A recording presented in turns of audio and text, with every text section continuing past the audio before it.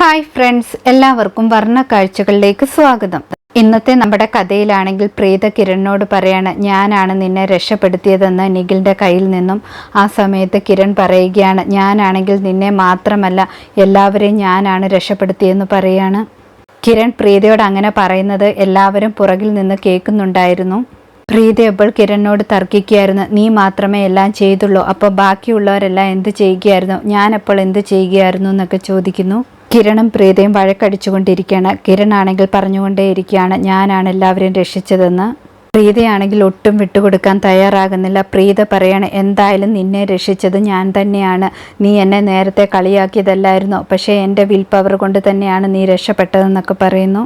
രണ്ടുപേരെയും വഴക്ക് മാറ്റാൻ വേണ്ടി എല്ലാവരും അങ്ങോട്ട് വരികയാണ്. സർലയും അതുപോലെ രാധികയെല്ലാം വന്നിട്ട് രണ്ടുപേരോടും നിർത്താൻ പറയുന്നു.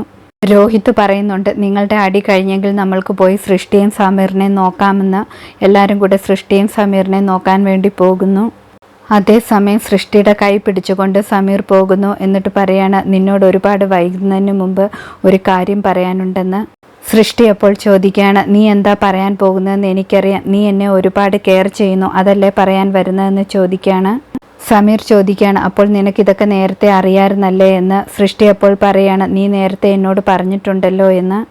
സമീർ പറയാണ്, എപ്പോഴും നീ അതൊന്നും കരുതിയിരിക്കേണ്ട, ഞാൻ എപ്പോഴും നിന്നെ രക്ഷിക്കാനൊന്നും വരുമെന്ന് വിചാരിക്കരുതെന്നൊക്കെ പറയുന്നു. സൃഷ്ടി അപ്പോൾ പറയാണ്, ഫുൾ ക്രെഡിറ്റ് നീ എടുക്കണ്ട, എന്നോടൊപ്പം നീയും കുടുങ്ങിയായിരുന്നു, എൻ്റെ ചേച്ചിയാണ് വന്ന് നമ്മളെ രക്ഷിച്ചതെന്നൊക്കെ. എൻ്റെ ചേച്ചി വന്നില്ലായിരുന്നെങ്കിൽ എന്താകുമായിരുന്നു, നീ ഫുൾ ക്രെഡിറ്റ് എടുക്കാൻ ശ്രമിക്കുകയാണെന്നൊക്കെ പറയുന്നു. സൃഷ്ടിയുടെ വായ സമീർ പൊത്തിപ്പിടിച്ചിട്ട് പറയണം, നിനക്ക് എന്തെങ്കിലും സംഭവിച്ചിരുന്നെങ്കിൽ എൻ്റെ സ്ഥിതി എന്താകുമായിരുന്നെന്ന് അറിയുമോ എന്ന്. സമീർ പറയണം, ഞാൻ ഒരുപാട് ടെൻഷൻ അടിച്ചിരുന്നു, നീ ഇനി ഇതുപോലെ അപകടത്തിലൊന്നും ചെന്ന് ചാടരുത്, കാരണം എനിക്കത് സഹിക്കാൻ പറ്റുന്നില്ല എന്നൊക്കെ പറയുന്നു.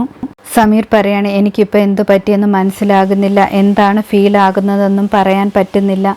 സൃഷ്ടിയുടെ കവിളിൽ പിടിച്ചിട്ട് പറയണം, ശരിക്കും നീ എന്നെ വട്ടുപിടിപ്പിക്കുന്നുണ്ടെന്ന്. സൃഷ്ടിയാണെങ്കിൽ സമീറിൻ്റെ കണ്ണിൽ തന്നെ ഒത്തിരി ഫീലിങ്സോടെ നോക്കി നിൽക്കുകയാണ്. സമീർ ആണെങ്കിൽ വാ പോകാമെന്ന് പറഞ്ഞ് മുന്നോട്ട് പോകുന്നു. അപ്പോഴാണെങ്കിൽ സൃഷ്ടി പുറകിൽ നിന്ന് വിളിക്കുകയാണ്. സമീർ തിരിഞ്ഞു നോക്കുന്നു. ആ സമയത്ത് സൃഷ്ടിയാണെങ്കിൽ ഓടിപ്പോയിട്ട് സമീറിനെ കെട്ടിപ്പിടിക്കുകയാണ്. സമീറിനോടാണെങ്കിൽ സൃഷ്ടി എനിക്കും എന്ന് പറയുമ്പോഴത്തേക്ക് അവിടേക്ക് എല്ലാവരും വരികയാണ്. ആ സമയത്ത് സമീർ ആണെങ്കിൽ സൃഷ്ടിയോട് പറയാണ്, നീ എന്തിനാണ് എന്നെ വെറുതെ അടിക്കുന്നതെന്ന്. അവരെ കേൾപ്പിക്കാൻ വേണ്ടിയാണ് പറയുന്നത്. സൃഷ്ടി അപ്പോൾ പറയാണ്, നെക്സ്റ്റ് ടൈം എന്നെ പെണ്ണെന്ന് വിളിക്കില്ല, പെണ്ണെന്ന് വിളിച്ചാൽ ഞാൻ മുഖത്തിൻ്റെ ഷേപ്പ് മാറ്റുമെന്നൊക്കെ. രണ്ടുപേരും പരസ്പരം അടി ഉണ്ടാക്കുന്നത് പോലെ എല്ലാവരെയും മുന്നിൽ വെച്ച് പെരുമാറുകയാണ്. മഹേഷ് ആണെങ്കിൽ ഇപ്പോൾ ഉപദേശിക്കുകയാണ്, പെൺകുട്ടികളുമായിട്ട് വഴക്കുണ്ടാക്കരുത്, സ്നേഹമായിട്ട് സംസാരിക്കണമെന്നൊക്കെ സമീറിനോട് പറയുന്നു. സമീറിനെ ആണെങ്കിൽ രോഹിത്തും കിരണും പിടിച്ചു വെക്കുന്നു. രോഹിത്ത് ചോദിക്കുകയാണ്, ശരിക്കും നിനക്ക് അടി കിട്ടിയോ എന്ന്. സമീർ അപ്പോൾ പറയണം, ആ പെണ്ണിൻ്റെ സ്വഭാവം അറിയത്തില്ല, എപ്പോഴും വഴക്കടിച്ചുകൊണ്ടിരിക്കുമെന്നൊക്കെ പറയുന്നു. കിരൺ അപ്പോൾ പറയാണ്, സത്യം പറമോനെ, നീയും സൃഷ്ടിയും തമ്മിലുള്ള സീനല്ലേ ഇവിടെ നടന്നത്, കള്ളം പറഞ്ഞാൽ നിന്നെ ശരിയാക്കുമെന്നൊക്കെ പറയാണ്. രോഹിത് അപ്പോൾ പറയാണ്, നിന്റെ സീനൊന്നും ഞങ്ങൾ മനസ്സിലാക്കില്ല എന്ന് കരുതിയോ എന്നൊക്കെ. ആ സമയത്താണെങ്കിൽ സർല അവിടേക്ക് വരുന്നു. സർല ചോദിക്കുകയാണ്, എന്ത് സീനെന്ന്. കിരൺ അപ്പോൾ പറയാണ്, പൃഥ്വിയെക്കുറിച്ചുള്ള കാര്യമാണ് ചോദിച്ചത്, പൃഥ്വി എവിടെ പോയെന്ന് അറിയില്ലല്ലോ എന്നൊക്കെ പറയുന്നു. സർലയാണെങ്കിൽ പൃഥ്വിയെ ഫോൺ വിളിക്കുകയാണ്. പൃഥ്വിയാണെങ്കിൽ കാറിൽ പോയിക്കൊണ്ടിരിക്കുന്നു. പൃഥ്വി ഫോൺ എടുക്കുകയാണ്. പൃഥ്വി പറയുകയാണ്, ഞാൻ പോലീസ് സ്റ്റേഷനിലേക്ക് പോവുകയാണ്, ഞാനാണല്ലോ പോലീസിനെ വിളിച്ചു വരുത്തിയത്, അതുകൊണ്ട് അവിടെ പോയിട്ട് കുറച്ച് സ്റ്റേറ്റ്മെൻ്റ് ഒക്കെ കൊടുക്കണമെന്ന് പറയുന്നു. അതുമാത്രമല്ല സൃഷ്ടിയോടാണെങ്കിൽ പോലീസുകാരെ കാണണ്ടെന്നും സംസാരിക്കണ്ടെന്നും പറയണം, അവൾക്കതൊരു സ്ട്രെസ്സാകുമെന്നൊക്കെ സൂചിപ്പിക്കുകയാണ്. ഈ കേസിൻ്റെ കാര്യമെല്ലാം ഞാൻ നോക്കിക്കൊള്ളാമെന്ന് പറയുന്നു. സർല അപ്പോൾ ഒത്തിരി നന്ദി പറയാണ്. പൃഥ്വി അപ്പോൾ പറയണം, ഞാൻ നിങ്ങളുടെ മകനല്ലേ, ഇതൊക്കെ എൻ്റെ കടമയാണെന്ന്.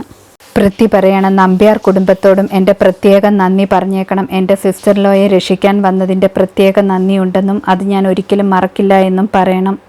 സർല അതെല്ലാം അവരോട് പറഞ്ഞേക്കാമെന്നൊക്കെ പറഞ്ഞിട്ട് ഫോൺ വെക്കുന്നു. ഫോൺ വെച്ചതിന് ശേഷം കിരൺ ചോദിക്കുകയാണ്, അവൻ എന്താണ് പറഞ്ഞതെന്ന്. അപ്പോൾ സർല പറയുകയാണ്, നിങ്ങളോട് താങ്ക്സ് പറയാനാണ് പറഞ്ഞതെന്ന്. കിരൺ ചോദിക്കുകയാണ്, എന്തിനാണ് ഞങ്ങളോട് താങ്ക്സ് പറയുന്നത്, നമ്മളെല്ലാവരും ഒരു ഫാമിലി അല്ലേ എന്നൊക്കെ പറയുന്നു. പൃഥ്വിയാണെങ്കിൽ വീട്ടിലേക്ക് വരുമ്പോൾ വെളിയിൽ തന്നെ ഷേർലിൻ ടെൻഷൻ അടിച്ചിരിക്കുകയാണ്. ഷേർലിൻ്റെ അടുത്ത് വന്നിട്ട് പൃഥ്വി പറയാണ്, ശരിക്കും ഞാനിന്ന് വലിയ അപകടത്തിൽ പെടേണ്ടതായിരുന്നുവെന്ന്. ഷേർലിൻ ചോദിക്കുകയാണ്, ശരിക്കും എന്താണ് പറ്റിയെന്ന്. പൃഥ്വിയാണെങ്കിൽ എല്ലാ കാര്യങ്ങളും വിശദമായിട്ട് പറയുന്നു.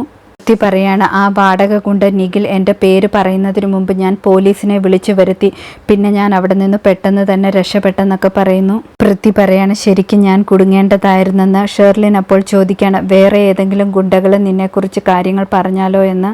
അപ്പോൾ പറയണം കുറേ പൈസ കൊടുത്തിട്ട് പോലീസുകാരോട് പറഞ്ഞ് ഈ കേസ് ഇല്ലാതാക്കുമെന്നൊക്കെ പറയാണ്. സൃഷ്ടിയാണെങ്കിൽ വീട്ടിൽ ജാനകിയെ കെട്ടിപ്പിടിച്ചിരിക്കുന്നു, അതേസമയം മുത്തശ്ശിയെ കെട്ടിപ്പിടിച്ചാണെങ്കിൽ പ്രീതയും. സർലയാണെങ്കിൽ ജാനകിയോട് പറയണം നിന്നോട് എത്ര നന്ദി പറഞ്ഞാലും മതിയാകത്തില്ല, നീയാണ് നിഖിലിനെ പറ്റിയുള്ള സൂചനകൾ തന്നതെന്ന്. സർലയാണെങ്കിൽ പൃഥ്വിയും പുകഴ്ത്തി പറയണം. പൃഥ്വിയാണെങ്കിൽ കറക്റ്റ് സമയത്ത് നല്ല തീരുമാനമെടുത്തു, കറക്റ്റ് സമയത്ത് തന്നെ പോലീസിനെ വിളിച്ചെന്നൊക്കെ പറയാണ്. സൃഷ്ടി അപ്പോൾ പറയാണ് അയാൾക്ക് എന്ത് ചെയ്യാൻ പറ്റും, എപ്പോഴും ഫോൺ വിളിക്കാൻ മാത്രമേ അറിയത്തുള്ളൂ, പണ്ട് വീടിന് തീ പിടിച്ചപ്പോഴും ഫോൺ വിളി മാത്രമേ ഉണ്ടായിരുന്നുള്ളൂ എന്നൊക്കെ പറയാണ്.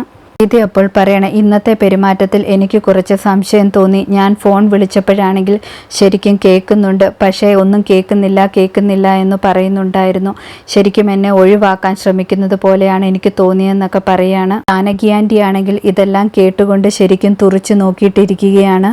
ഇതോടെ ഇന്നത്തെ കഥ അവസാനിക്കുന്നു. പുതിയ കഥയുമായി വീണ്ടും കാണാം. താങ്ക്